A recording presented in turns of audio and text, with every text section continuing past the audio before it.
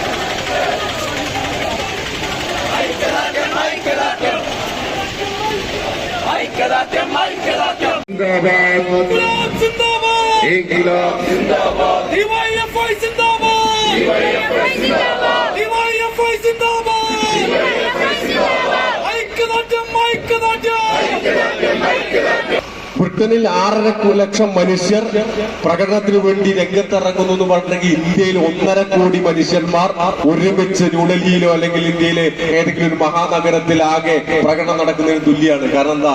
ഔദ്യോഗിക കണക്ക് പ്രകാരം ഇന്ത്യയിലെ ജനസംഖ്യ എന്ന് പറഞ്ഞാൽ 146 കോടിയാണ്. ബ്രിട്ടനിലെ ജനസംഖ്യ എന്ന് പറഞ്ഞാൽ 6.8 കോടിയാണ്. 6.8 കോടിയുടെ ഏതാണ്ട് 1% ഈ പറയുന്ന 6.5 ലക്ഷം എന്ന് പറഞ്ഞിട്ടുണ്ടെങ്കിൽ അതേ അർത്ഥത്തിൽ ഇന്ത്യയിൽ ആളുകൾ പങ്കെടുത്താൽ എത്ര ആളുണ്ടാവും? ഇപ്പൊ നേരത്തെ സൂചിപ്പിച്ച ലെബനനിൽ നടന്നിട്ടുള്ള പരിപാടിയിൽ പങ്കെടുക്കുന്നതിനിടയിൽ ആവേശപൂർവ്വം അവിടെ നിന്നുള്ള വിവിധ രാജ്യങ്ങളിൽ നിന്നുള്ള ബെൽജിയത്തിൽ നിന്നും പോർച്ചുഗലിൽ നിന്നും സ്പെയിനിൽ നിന്നും ഒക്കെയുള്ള ആളുകൾ ഇങ്ങനെ വളരെ ആവേശപൂർവ്വം പറഞ്ഞു. എന്താ പറയുന്നത്? വളരെ ആവേശപൂർവ്വം അവർ പറഞ്ഞു, ഇതാ ഞങ്ങളുടെ നാട് ഇത്രയും കാലം ഈ പലസ്തീനെതിരെ നിന്നപ്പോ, ഇസ്രായേലിനൊപ്പം നിന്നപ്പോ, അമേരിക്കയുടെ വാക്ക് കേട്ട് പാലസ്തീനെ നിരാകരിക്കുന്നതിന് വേണ്ടിയിട്ടുള്ള പ്രമേയങ്ങളെല്ലാം ഒപ്പിട്ടപ്പോ, പാലസ്തീന് സ്വാതന്ത്ര്യം നൽകുന്നതിന് വേണ്ടിയിട്ടുള്ള പ്രമേയങ്ങളെല്ലാം എതിർത്തപ്പോ ഇന്ന് അതിൽ നിന്ന് മാറ്റം വന്നുകൊണ്ടിരിക്കുകയാണ്. ഞങ്ങളുടെ നാടും മാറിക്കൊണ്ടിരിക്കുകയാണ്.